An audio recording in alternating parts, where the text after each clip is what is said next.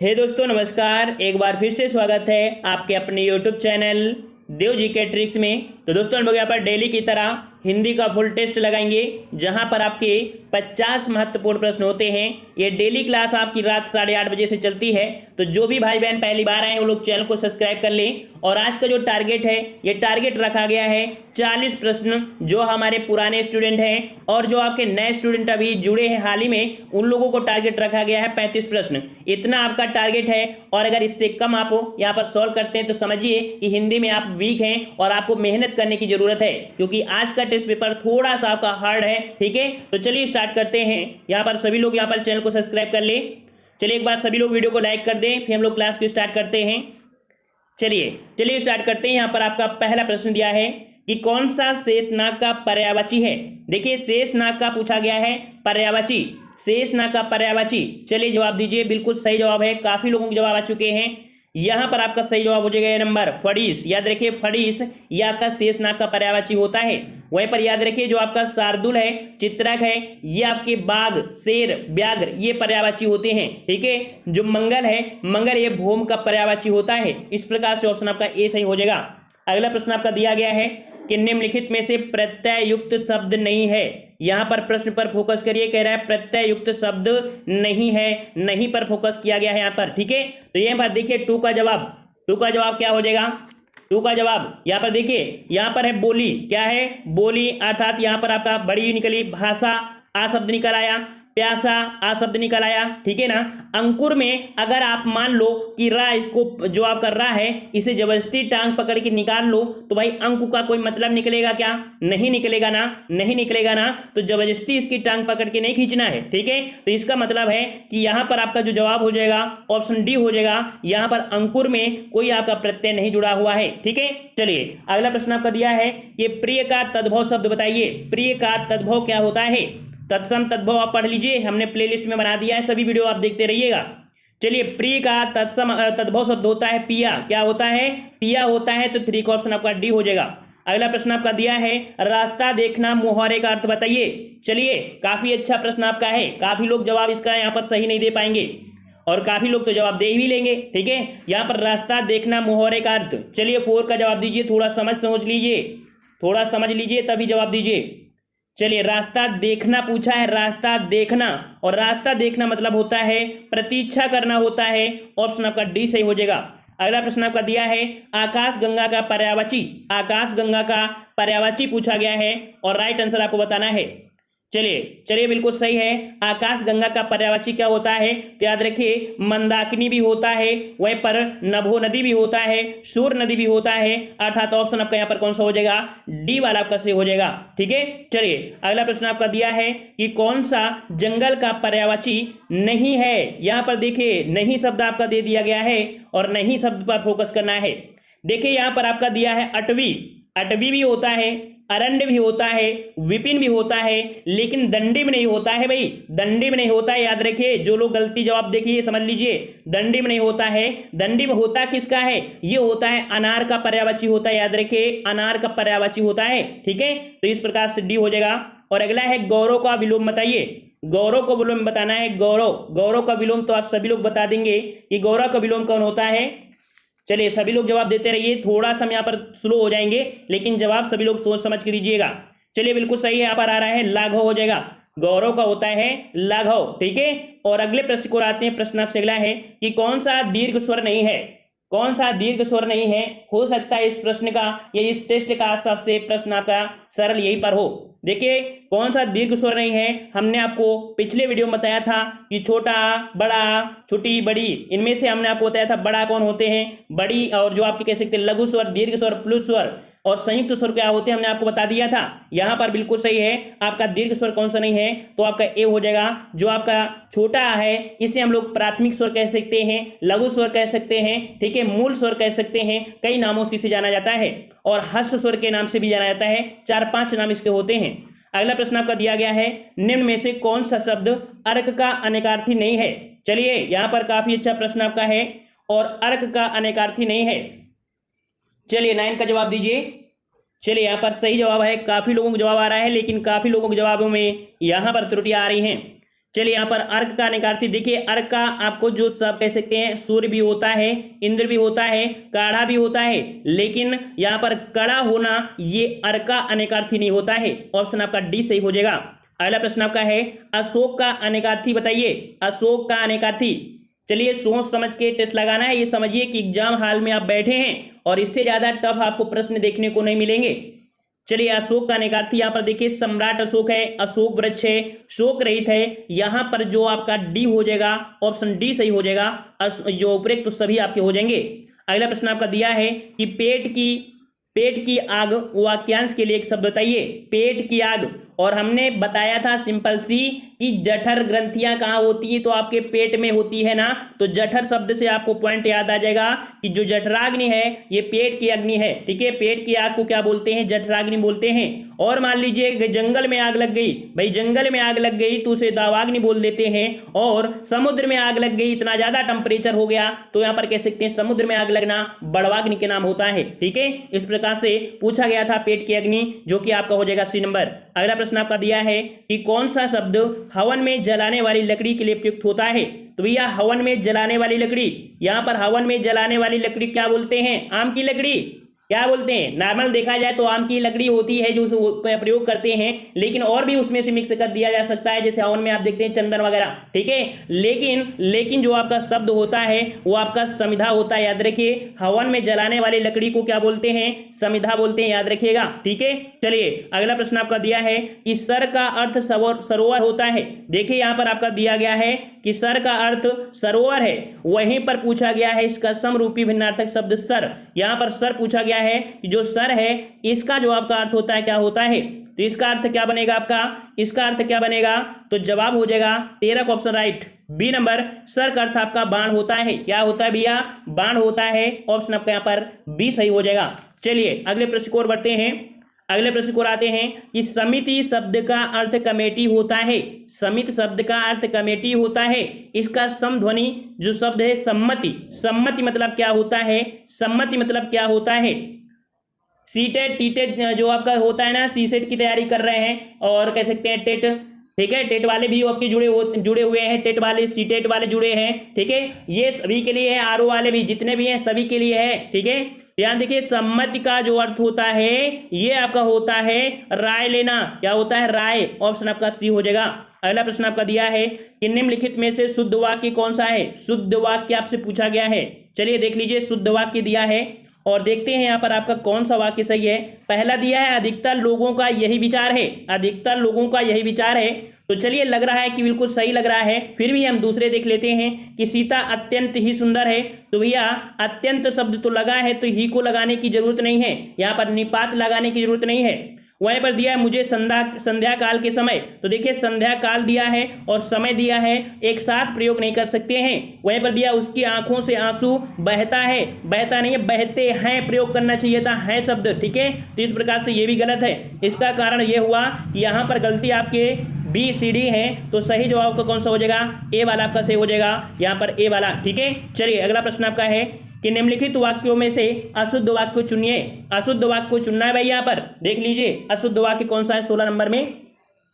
तो कह रहा है वहां सभी श्रेणियों के लोग थे, वहां सभी श्रेणियों के लोग थे, तो ये आपका तो सही है। दूसरा है कक्षा में उपस्थित हर एक छात्रों का मत था। अच्छा, यहां पर बोलने में तो लग रहा है कि गलती है, फिर भी हम लोग तीसरे वाले ऑप्शन में देखते हैं, श्री कृष्ण के अनेक नाम है, तो सही है। वह 10 वर्ष तक पढ़ता रहा, ये भी सही है। मतलब कि गलती आपको किस में मिली है, यहाँ पर बी वाले में, कि कक्षा में उपस्थित हर एक छात्र, मतलब हम लोग यहाँ प्रत्येक छात्र का प्रयोग कर लेते तो हो सकता है कि ये आपका सही हो सकता था, बी वाला ऑप्शन गलत हो जाएगा। चलिए यहाँ पर अगला बताना है कि निम्न में से कौन सा शब्द वीर का स्त्रीलिंग है। चलिए वीर का स्त्रीलिंग क्या होता है, वीर का स्त्रीलिंग क्या होता है, चलिए बिल्कुल सही जवाब है, वीर का स्त्रीलिंग आपका होता है वीरांगना। क्या होता है भैया, वीरांगना होता है। ऑप्शन आपके यहाँ पर सी हो जाएगा, वीरांगना हो जाएगा। वेरी गुड, बहुत ही अच्छी तैयारी है। चलिए अगला प्रश्न आपका है कि पेड़ पर पक्षी बैठे हैं, इस वाक्य में पेड़ पर पद में कौन सा कारक है। देखिए पेड़ पर पक्षी बैठे हैं, तो पेड़ पर अधिकरण में मैं पर हमने आपको बताया था, अधिकरण में मैं पर। ठीक है, डी नंबर आपका हो जाएगा अधिकरण। ठीक है, डी नंबर आपका हो जाएगा। यहां पर कौन सा कारक है, अधिकरण कारक है, अधिकरण में मैं पर। ठीक है, चलिए अगला प्रश्न आपका दिया है कि निम्न शब्दों में से किस शब्द में ए प्रत्यय जोड़ने से बहुवचन बना हुआ है।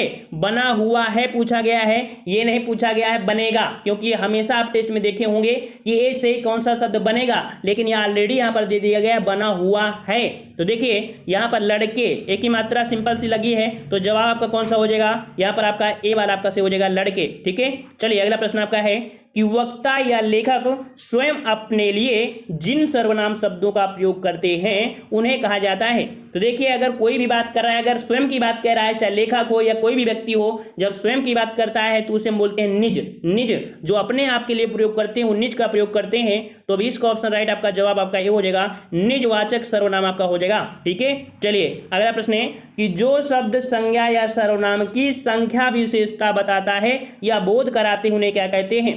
देखिए यहाँ पर प्रश्न आपको पढ़ने में थोड़ा सा लगा होगा कि नहीं क्या हो सकता है, लेकिन थोड़ा सा फोकस करिए। संख्या विशेषता बता रहा है, संख्या, तो भाई संज्ञा सर्वनाम की विशेषता जो बताते हैं उन्हें विशेषण कहते हैं, और यहाँ पर संख्या की बात कर दिया तो भाई संख्यावाचक हो जाएगा। तो सिंपल सी बात है, संख्यावाचक विशेषण हो जाएगा। अगला प्रश्न आपका दिया है कि निम्नलिखित शब्दों में से विशेषण कौन सा है। विशेषण आपका कौन सा है, विशेषण, तो यहाँ पर आपका कह सकते हैं विशेषण आपका अजय है, अकर्म है और आपका अजिर। यहाँ पर देखिए ऑप्शन आपका यहाँ पर जो डी दिया है, डी दिया है आपका अजित। अजित शब्द जो आपका है ये यहाँ पर आपका विशेषण हो जाएगा।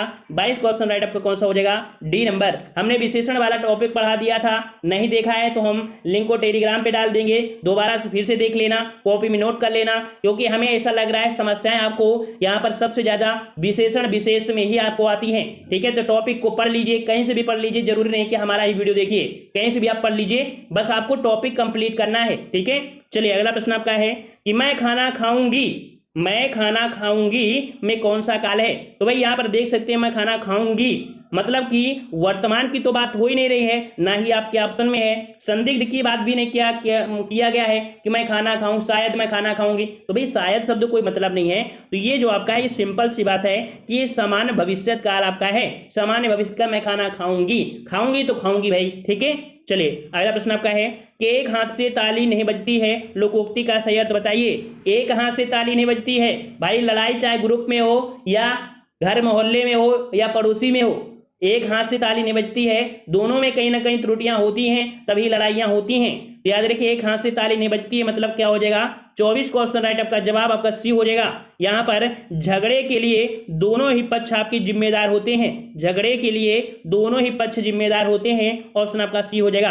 अगला प्रश्न आपका दिया है कि वाह क्या कहना है, वाक्य में कौन सा शब्द अव्यय है, पूछा गया है अव्यय, और अव्यय हमने आपको काफी अच्छी तरीके से बताया है। चलिए 25 का जवाब दीजिए, अव्यय। यहां पर आपका अव्यय जो आपका है, यहां पर वाह शब्द दिया है, यह आपका अव्यय है। ठीक है, इस प्रकार से ए नंबर आपका हो जाएगा। चलिए अगला प्रश्न आपका है कि पुस्तक पढ़ी जाती है, वाक्य में कौन सा वाच्य है। पुस्तक पढ़ी जाती है, पुस्तक पढ़ी जाती है, ये भी आपका प्रश्न मिल चुका है। यहां पर कर्ता कर्म इन पर फोकस किया जाता है। पुस्तक पढ़ी जाती है, पुस्तक क्या होती है, पुस्तक क्या होती है, कर्म होती है, कर्म होती, जो साधन होता है वो कर्म होता है ना। तो यहाँ पर देखिए पुस्तक, और पुस्तक क्या है, साधन, अर्थात कह सकते हैं कि ये आपका कर्म है, तो आपका जवाब हो जाएगा बी नंबर, कर्मवाच्य हो जाएगा। अगला प्रश्न आपका है कि निम्न शब्द में आ उपसर्ग लगा हुआ है। देखिए आ उपसर्ग पूछा गया है, यहां पर देखो दिया गया है आ उपसर्ग, तो यहाँ पर देखो तीन ऐसे आपके दिए हैं जहां पर आपको अन दिया गया है। देखिए यहाँ पर आपका अन दिया है, यहाँ पर बीच वाले में अन दिया है, इसमें भी आपका अन दिया है, लेकिन जो आपका ए वाला है इसमें सिर्फ आपका आ उपसर्ग दिया है, ऑप्शन आपका ए हो जाएगा। अगला है परीक्षक में कौन सा प्रत्यय लगा हुआ है। चलिए जवाब दीजिए 28 नंबर, परीक्षक में प्रत्यय पूछा है, प्रत्यय होता है किसी भी शब्द के बाद में। ठीक है, तो यहाँ पर देखिए परीक्षक क्या हो जाएगा, देखो ये वाला छ तो आपको बनेगा नहीं, छ वाला ये तो बनेगा नहीं भाई, ये कह सकते हैं कि ये अर्धतत्सम शब्द तो यहाँ पर बोला नहीं गया है कि इसे अर्धतत्सम में तोड़ देंगे, तो सिंपल सी बात है हम इसे का प्रत्यय बोल सकते हैं, ऑप्शन आपका यहाँ पर ए हो जाएगा। अगला प्रश्न आपका है कि वाक जल का संधि विच्छेद क्या होगा। वाक जल अभी पूछा गया था एग्जाम में, वाक जल और गा का परिवर्तन हमने आपको बताया था कि गा का परिवर्तन आपकी किस में होता है, का में हो जाता है। इस प्रकार से वाक धनजल बनेगा, वाक धनजल बनेगा, ऑप्शन राइट आपका यहाँ पर ये हो जाएगा, वाक धनजल बनेगा ये वाला।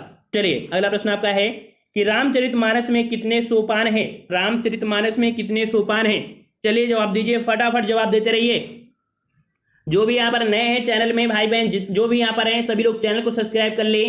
धनाधन तैयारी आपकी चल रही है, प्लेलिस्ट के माध्यम से सभी वीडियो भी देखते रहिए, ठीक है। बेहतरीन तैयारी है, टेंशन मत लीजिए कि हिंदी हमको नहीं आती है और नहीं आएगी। अगर आप 15 से 20 दिन अगर जुड़े भी रहते हैं ना तो आपको हिंदी आने लगेगी। इतना हम आपको पढ़ा देंगे कि आपको कमजोरियां महसूस होंगी कि नहीं हमको ये टॉपिक में कमजोरी आ रही है ना, उसको आप जबरदस्ती कवर करोगे। जब डेली डेली वही चीज पढ़ोगे और जिसमें आपको दिक्कत आ रही है उसे आप जरूर पढ़ोगे। और अगर एक दिन आ गए और एक प्रश्न नहीं आया तो भैया डर के भाग जाओगे, और डर के भाग जाने से कोई मतलब नहीं होता है। जिस चीज से डर रहे हो उस चीज को कवर करो, सफलता जरूर मिलेगी। इसे कहते हैं 15-20 दिन लगातार क्लास लोगे तो आपकी कमजोरियां जो हैं वो पता चल जाएंगी। क्योंकि एक ही टेस्ट पेपर में सभी प्रश्न नहीं फंस जाएंगे एग्जाम में, लगातार मेहनत करना पड़ेगा तभी एग्जाम में मिलेंगे प्रश्न। सोचो कि हम 4-5 दिन क्लास ले लें और इसको 100% गारंटी लिखवा ले सर से कि नहीं 100% मिल जाएंगे, तो भैया ऐसी गारंटी नहीं होती है, लगातार पढ़ते रहने की गारंटी होती है।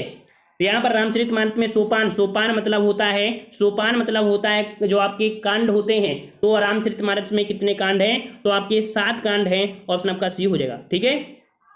अगला है कि करणवाचक क्रिया विशेषण में किस प्रकार का विराम चिन्ह का प्रयोग होता है। करणवाचक, और याद रखिए करणवाचक जब होता है थोड़ा सा रुकना होता है फिर बढ़ते हैं, इसका मतलब आपका जो हो जाएगा अर्ध विराम का प्रयोग करते हैं। ऑप्शन डी हो जाएगा। कुछ प्रश्न होते हैं जिनको आप कॉपी में नोट कर लिया करिए, ठीक है, क्योंकि ऐसे प्रश्न आपको हो सकता है बुक में भी ना मिले, वो आपको प्रैक्टिस सेट में ही मिलते हैं।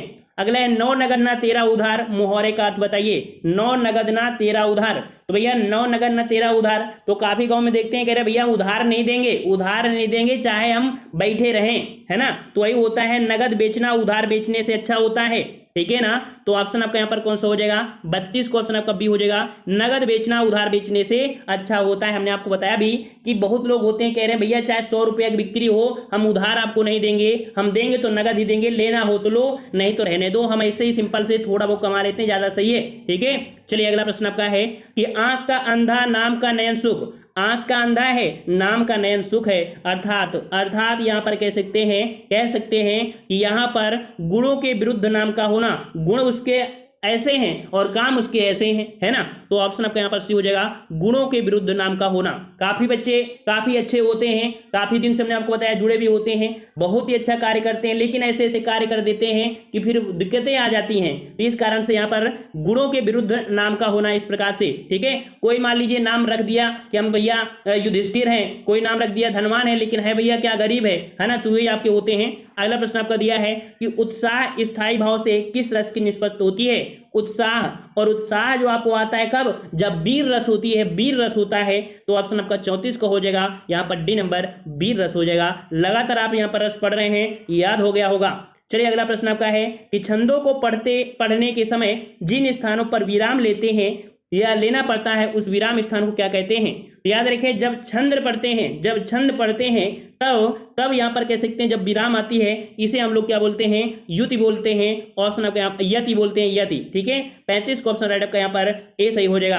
अगला प्रश्न आपका है कि फूले काश सकल मही छाई, जनु वर्षा ऋतु प्रकट बुढ़ाई। यहाँ पर देखो ये पंक्ति में हो सकता है कि बहुत लोगों को जवाब ना पता हो, लेकिन जो लगातार हैं उन लोगों को एक ही पॉइंट दिख रहा होगा और कुछ नहीं दिख रहा होगा, सिर्फ एक पॉइंट दिख रहा होगा, क्योंकि ये प्रश्न कई बार आपने पढ़ा है। एक पॉइंट आपको क्या दिख रहा है, जनु दिख रहा है, क्या दिख रहा है, जनु। और जहां पर जन जानो मन मानो ये शब्द प्रकट होते हैं या मिलते हैं वहां पर आपका उत्प्रेक्षा अलंकार होता है, बी नंबर आपका हो जाएगा। समझ में आ रहा है। चलिए अगला प्रश्न आपका दिया है, आपका गद्यांश है। गद्यांश सॉल्व करने का हमने आपको बता दिया है, चाहे तो आप गद्यांश को यहाँ पर पढ़ते रहिए और इसके बाद प्रश्नों को डायरेक्ट पढ़ लीजिए जाके, है ना। मतलब कह सकते हैं बड़े जब आपको ग्राफ मिले तो आप आसानी से प्रश्नों को पढ़ें, छोटा अगर है तो आप इसमें कर लीजिए, करा भी देते हैं, हमने कराया भी था, ठीक है। तो यहाँ पर कह सकते हैं कि अनुशासन के बारे में है, और अनुशासन का अगर ग्राफ आप नहीं पढ़ेंगे, अगर नहीं भी पढ़ेंगे तब भी आप जवाब देंगे। चाहे देख लीजिए कि अनुशासन का वास्तविक अर्थ क्या होता है, अनुशासन का वास्तविक अर्थ क्या होता है। तो वास्तविक अर्थ होता है यहाँ पर जो आपका 37 का डी दिया है कि बिना दबाव के नियमों का पालन, नियमों का जो पालन हो बिना दबाव के हो, किसी के अधिकार में ये जबरदस्ती ना हो, उसे अनुशासन बोलते हैं। ठीक है। और अगला है आत्मसंयम क्या होता है? आत्मसंयम क्या होता है कि करने और ना करने योग्य कार्यों का ज्ञान हो जाना, ये आत्मसंयम होता है। और अगला दिया है कि अनुशासन मनुष्य को प्रेरित करता है, अनुशासन मनुष्य को प्रेरित करता है किस ओर? तो ये करता है लोक मंगल की ओर। ठीक है। कुछ क्वेश्चन आपको पैराग्राफ से ही मिलेंगे, लेकिन कुछ क्वेश्चन आपको कह सकते हैं आसानी से देखने को मिल जाएंगे। कह रहा है वही देश प्रगति के पथ पर आगे बढ़ता है, वही देश का प्रगति के पथ पर आगे बढ़ता है जहां का व्यक्ति, परिवार व समाज अनुशासित होता है। ठीक है। ये वाला आपका डी सही हो जाएगा। अगला प्रश्न आपका है कि अवतरण का केंद्रीय भाव। तो भैया अवतरण में आपने देखा 4 प्रश्न पढ़ा होगा, प्रश्न को पढ़कर आपको लग गया है कि यहां पर आपको अनुशासन की बात किया गया है, तो डी नंबर आपका हो जाएगा।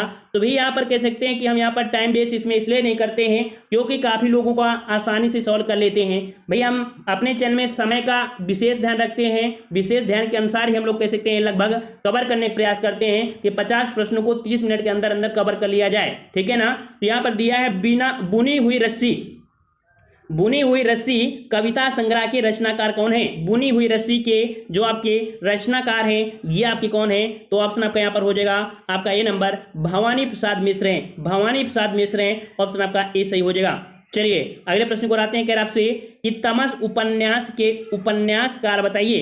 तमस क्या है? तो तमस आपका क्या है? ये एक उपन्यास है और इसके उपन्यासकार पूछा है, उपन्यासकार क्या हो जाएगा? 43 का जवाब। काउंट करते रहिए कितने सही हो रहे हैं। ठीक है। 43 का जवाब हो जाएगा ऑप्शन आपका डी। यहां पर याद रखिए जो आपका दिया है भीष्म सायनी, तो तमस उपन्यासकार के जो आपके हैं वो आपके भीष्म सायनी हैं। ऑप्शन आपका यहाँ पर जवाब आपका डी हो जाएगा।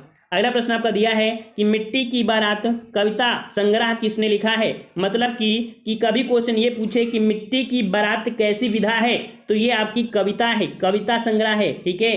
तो यहां पर आपका जवाब हो जाएगा 44 का ऑप्शन आपका ए हो जाएगा। ये आपके शिव मंगल सिंह सुमन की आपकी कविता संग्रह है। अगला प्रश्न आपका दिया है कि उत्तर प्रदेश में सबसे कम लोगों के द्वारा बोली जाने वाली बोली की पहचान करिए। यहां पर उत्तर प्रदेश की बात किया है, सबसे कम बोली की बात किया है। तो देखिए यहां पर दिया है अवधि, तो आप जानते हैं ब्रज भी आपकी है, ब्रज एक इतनी बड़ी भाषा ही बन गई है, पहले बोली थी फिर भाषा बन गई, इतनी क्षेत्र में बोली गई, और कनौजी भी हो गई जो खड़ी बोली में। यहां पर देखो बघेली खंड में बघेल जो आपकी आती है बघेली, ये आपकी पूर्वी हिंदी के अंतर्गत आती है। इस कारण से कह सकते हैं कि यहां पर सबसे कम जो बोली जाती है वो बघेली बोली जाती है। ठीक है। चलिए अगला प्रश्न आपका है कि अर्धनारीश्वर उपन्यास किसकी रचना है? हमेशा से पढ़े होंगे आप ये प्रश्न। अर्धनारीश्वर उपन्यासकार के रचनाकार कौन आपके हैं? 46 का जवाब आपका। तो याद रखिए अर्धनारीश्वर, यहां पर आपका जवाब हो जाएगा विष्णु प्रभाकर हो जाएगा। ए नंबर विष्णु प्रभाकर हो जाएगा। ऑप्शन आपका ए हो जाएगा। अगला प्रश्न आपका दिया है कि हिंदी खड़ी बोली निम्नलिखित में से किस अपभ्रंश से विकसित हुई है? हिंदी खड़ी बोली किस अपभ्रंश से विकसित हुई है? 47 का जवाब देना है, 47 का जवाब देना है। यहां पर आपका 47 को ऑप्शन राइट हो जाएगा आपका। देखो हमने बताया था ना कि जो सौरसेन नाम के राजा रहते थे, सूरसेन नाम के, ठीक है, तो वही आपका हो जाएगा सौरसेनी अपभ्रंश से विकसित हुई है आपकी यहाँ पर खड़ी बोली। ठीक है, खड़ी बोली। अगला प्रश्न दिया है लोग भूल गए हैं, ये भी क्या है? एक कविता है। ये भी क्या है? एक कविता है। तो इस प्रकार से यहाँ पर कह सकते हैं कि 48 का ऑप्शन आपका ए हो जाएगा कि लोग भूल गए हैं। ये कविता संग्रह आपकी रघुवीर सहाय की है, रघुवीर सहाय की। अगला प्रश्न आपका दिया है कि किस वर्ष हिंदी साहित्य अकादमी पुरस्कार नहीं दिया गया? इसको रट लीजिए, कंठस्थ कर लीजिए। ये प्रश्न बहुत बार पूछा गया है और गलतियां मत करिएगा, एक ही बार अभी तक नहीं दिया गया है। वो डेट कौन सी है? ये डेट कौन सी है बताना है, क्योंकि यहाँ पर एक एक नंबर को आपकी जरूरत होती है। याद रखिए आपका जवाब हो जाएगा 1962। 1962 में हिंदी साहित्य अकादमी पुरस्कार नहीं दिया गया है। ऑप्शन बी हो जाएगा। अगला प्रश्न आपका है कि उत्तर प्रदेश की कौन सी बोली को संविधान की 8वीं अनुसूची में शामिल करने का प्रस्ताव किया गया है?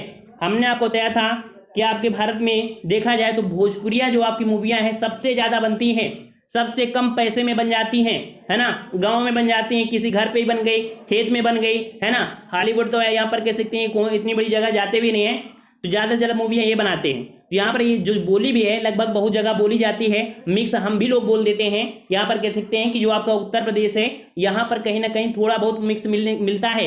शुद्ध हिंदी हम लोग नहीं बोलते हैं, याद रखिए। शुद्ध हिंदी अगर बोलने लगेंगे ना तो आप भी नहीं पता चल पाएंगे ये शुद्ध हिंदी है, ठीक है। तो यहाँ पर आपका जो जवाब हो जाएगा 50 क्वेश्चन आपका बी हो जाएगा। जो आपका भोजपुरी है इसका प्रस्ताव है कि इसे आपकी 8वीं अनुसूची में शामिल किया जाए। तो इस प्रकार से ऑप्शन आपका बी हो जाएगा, भोजपुरी हो जाएगा। तो यहाँ पर आपके 50 प्रश्न कंप्लीट हुए। हमने टारगेट दिया था आज की इस वीडियो में 40 प्रश्न आपके जो हमारे पुराने स्टूडेंट थे और 35 प्रश्न के जो टारगेट दिया था जो आपके वो हमने न्यू स्टूडेंट के लिए रखा था।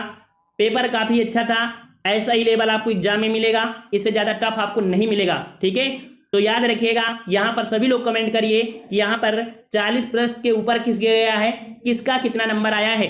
और देखिए एक दिन में सफलता आपको नहीं मिलेगा भाई, हम यहाँ पर एक दिन की गारंटी नहीं ले रहे हैं, आपसे गारंटी ये ले रहे हैं कि 15 दिन आप जब पढ़ेंगे तो जब 15 प्रैक्टिस सेट लगाएंगे क्या कमियां है आपको पता चलेगा। वो कमियां आप किताबों में पढ़ेंगे या किसी यूट्यूब चैनल में पढ़ेंगे या आप नेट से सर्च करके उस टॉपिक को पढ़ेंगे। 15 दिन में लगभग 15 टॉपिक आपको कंप्लीट हो जाएंगे। तो इसके बाद जब पढ़ेंगे तो आपको सभी टॉपिक कंप्लीट हो जाएंगे। लाइक भी करिए, सपोर्ट करिए, एनर्जी हमको मिलती रहे तो हम लगातार इसी प्रकार वीडियो बनाते रहें, ठीक है। तो मिलते हैं नए वीडियो में, तब तक के लिए धन्यवाद। जय हिंद, जय भारत।